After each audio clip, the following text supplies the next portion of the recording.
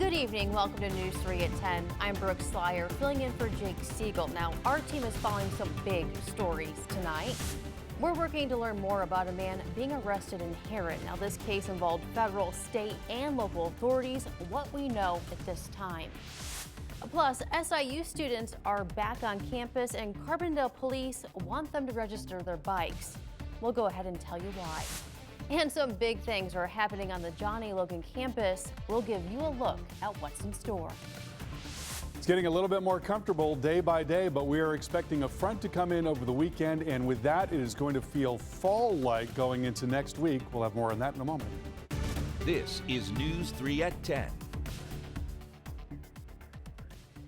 First at 10, we begin tonight with a health warning that we do need to pass along to you. Health officials confirm another case of West Nile virus right here in our region. Officials with the Southern 7 Health Department say that case did come out of Pope County. It was collected from a mosquito trap and marks the third positive case in our region this year. Those other cases were reported in Massac and Union counties. To protect yourself, use some bug spray, wear protective clothing, and also eliminate any standing water. That's where those mosquitoes like to breed. One man is arrested after being accused of having child pornography. At this point, that man is listed as a teacher at Mount Vernon Township High School. The suspect is 54-year-old David Edwards. The Jefferson County Sheriff's Office issued a warrant for his arrest and is charging him with possession of child pornography. He was arrested near Chicago and transported back to Jefferson County. Edwards is listed as a language arts teacher on the school's website. Mount Vernon Superintendent Chad LaCrone spoke with our team. He does confirm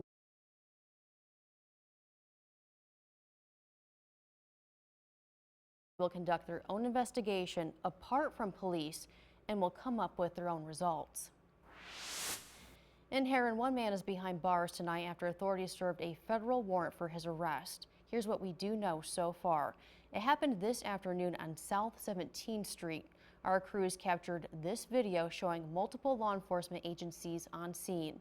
Authorities surrounded the house, including Heron Police, U.S. Marshals, and State Police. They took Michael Sloan into custody. Authorities say there is no threat to the public. Well, new at 10 tonight, dozens of people interested in clean energy were at John A. Logan College, and they were there for a Clean Energy Summit. It's a two-day event teaching the public all about clean energy resources. People are learning about state solar programs, grant opportunities, and also financing for solar businesses. Now, in between those sessions, people also had the chance to network and take part in some interactive workshops. Tomorrow will be the last day for that summit from 9 in the morning till 5 p.m. A Deaconess, Illinois clinic now has a new home at the John A. Logan Fitness Center.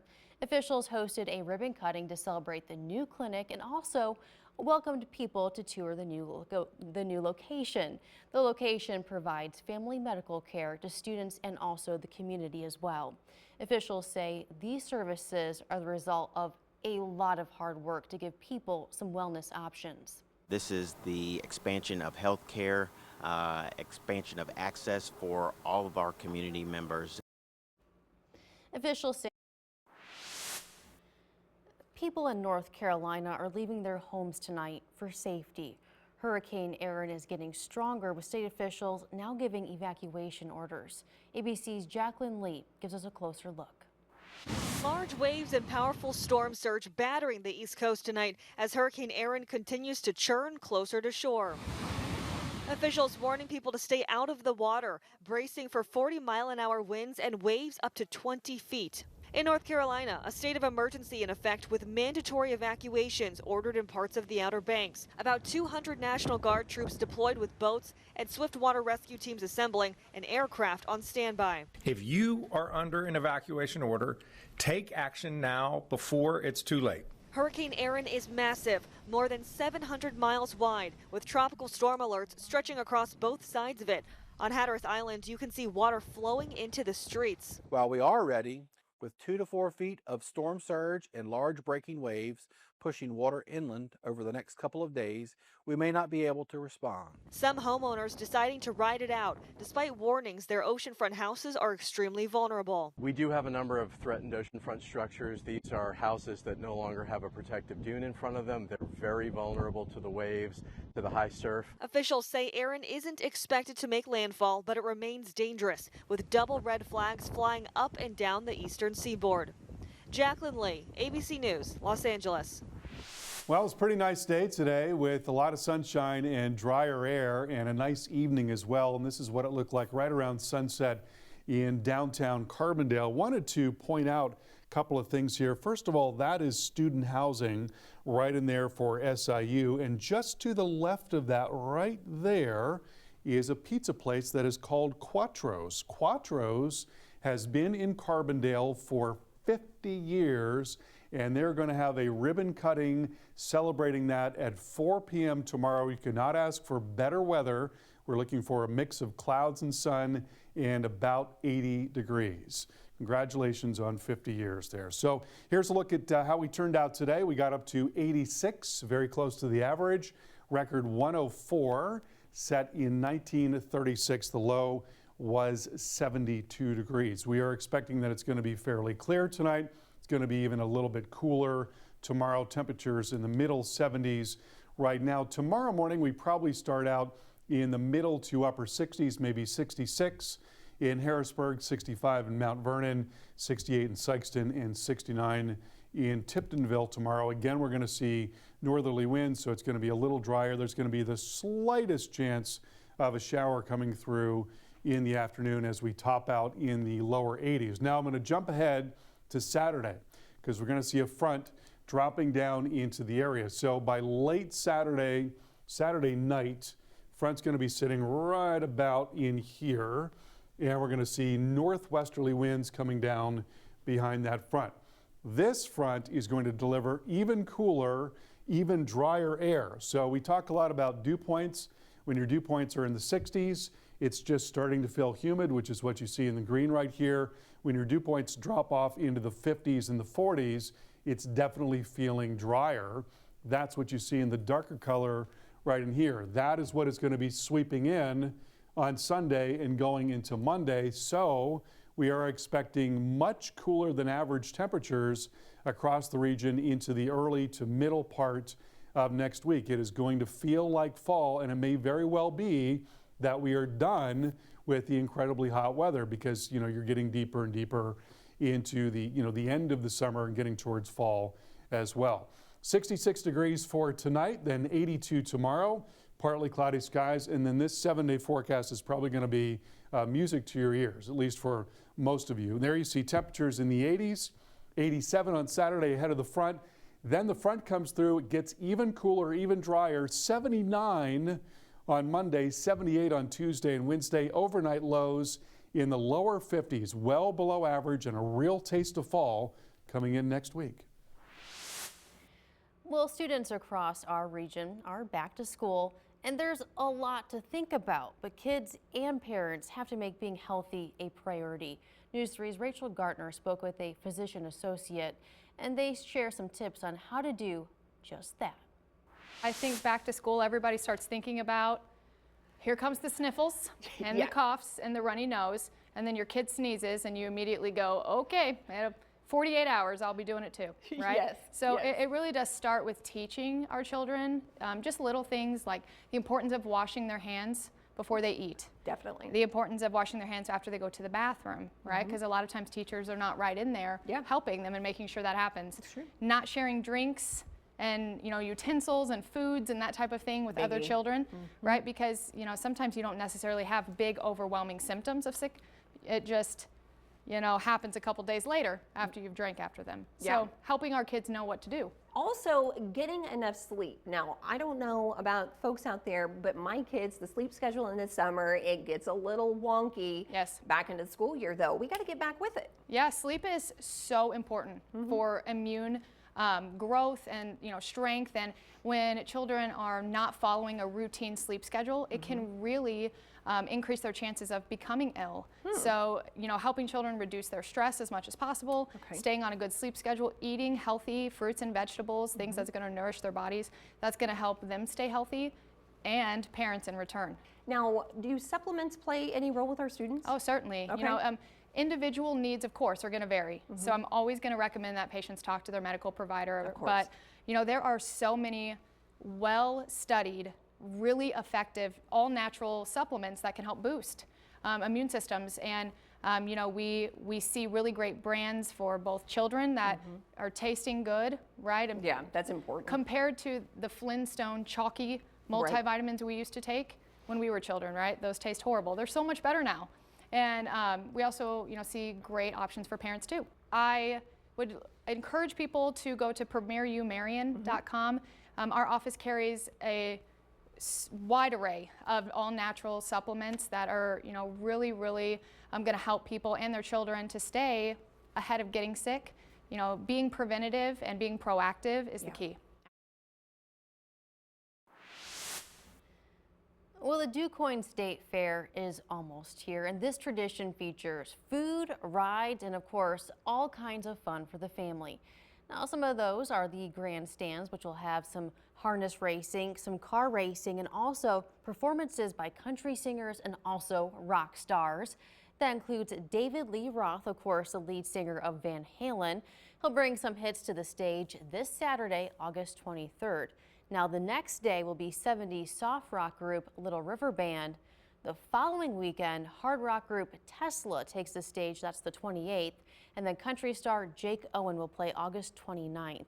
The DuQuoin State Fair begins on August 22nd. That's this Friday already and runs through September 1st. Now, the DuQuoin State Fair did kind of sneak up on me this year, and even though it kicks off this Friday, there is something that you'll want to buy right now. The deadline to buy a wristband for a discounted price ends tomorrow. You can buy those online, so it's easy. You can do it right from home. A wristband gives you a full day of unlimited rides for $25. Now, once the fair begins on Friday, that price does go up. Wristbands will be $30 during the week and $35 for a full day on the weekend. Well, a local pizza place with a long history in our region will celebrate a big milestone, and Carl kind of gave this one away. Can you guess it? Of course, Quattro's Deep Pan Pizza is turning 50, and dare I say 50 never looked so good. I can always go for some pizza. Now, to celebrate, the Carbondale Chamber of Commerce will host a ribbon cutting at the restaurant. That's happening tomorrow from 4 to 6 p.m. The event will give people a little sneak peek at some new additions to the menu as well. Now, longtime fans, community leaders, and local businesses are all invited to join in on that celebration.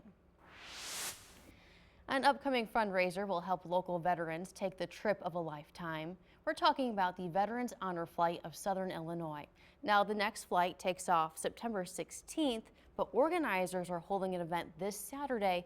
That way veterans can get cleared up for the trip, medically cleared, I should say. They're asking for donations of, get this, coffee. They'll have 90 vets at this event and say hot coffee would just make their morning extra special. Businesses and groups are welcome to help. Well, stay with us. The news continues in just a moment, and we'll be right back with a final check of your forecast.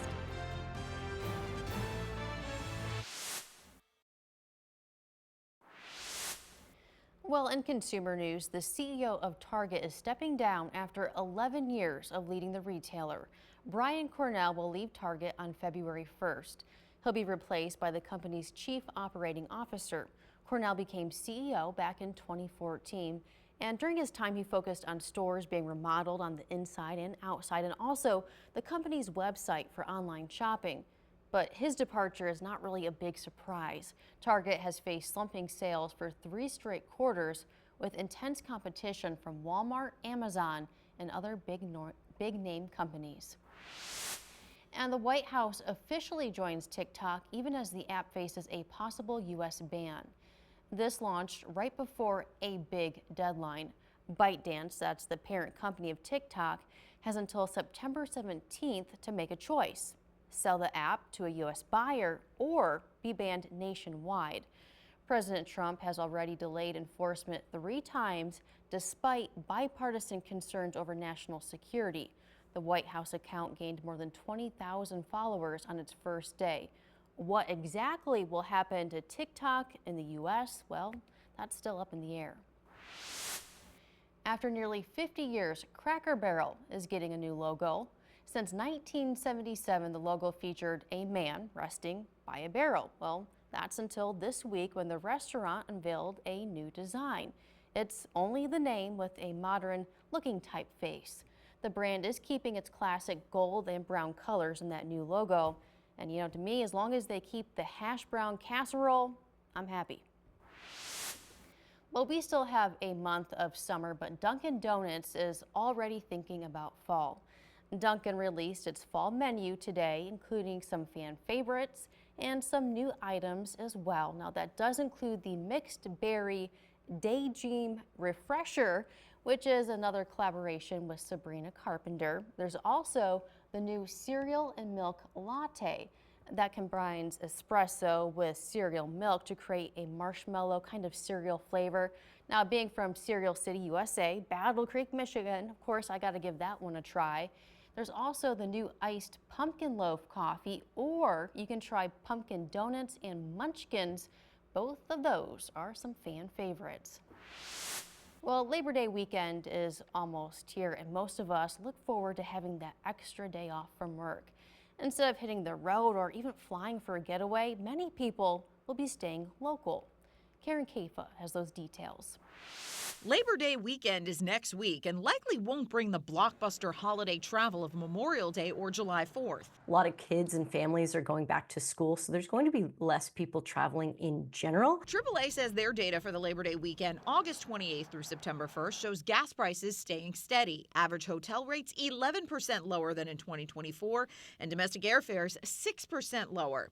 Consumers looking for a last-minute deal won't be alone. With economic uneasiness over tariffs and a softening labor market, Katie Nastro of travel website Going says hesitant households have made last-minute booking a theme of this summer. A lot of travelers this summer sort of waited and waited to decide if they were going to actually spend on a summer trip. So what we saw over the summer is a lot of last minute or close in bookings for summer travel. But the uncertainty has also prompted airlines to pare schedules from where they were during the post-pandemic travel boom. There has been hesitancy, and so with that, earlier in the year, airlines did actually adjust schedules. So we're actually not seeing as